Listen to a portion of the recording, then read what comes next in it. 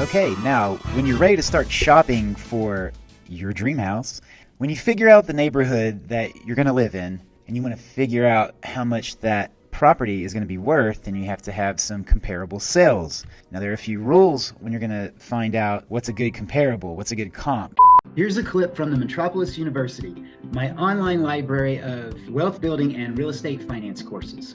Now, there are a few rules when you're going to find out what's a good comparable, what's a good comp. Sometimes difference of opinion in values. The selling agent and the buying agent might have difference of opinion. The seller is obviously going to think that their property is worth more. But if you want to have a true comparable sale, there are a few real details that you need to pay attention to, okay? So one is the square footage. If you're going to buy a house that's 1,500 square feet, then you really need to try to stay about 10 to 15% within the same size. You know, something over 150 to 300 square feet in size on a 1,500 square foot house isn't really a true comp. Make sure and smash the subscribe button and the notification bell for our next video.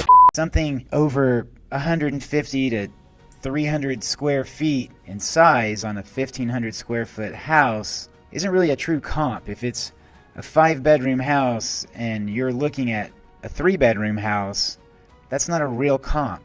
You need to really stay with the same amount of bedrooms, or at least have one either bigger or smaller comparable, and then that can even be adjusted as well, because appraisers will give a certain value to an additional bedroom. If you think somebody else might find this video valuable, then share it with them. If this is the year that you finally put together that long-term 20 and 30-year game plan to make your family financially free.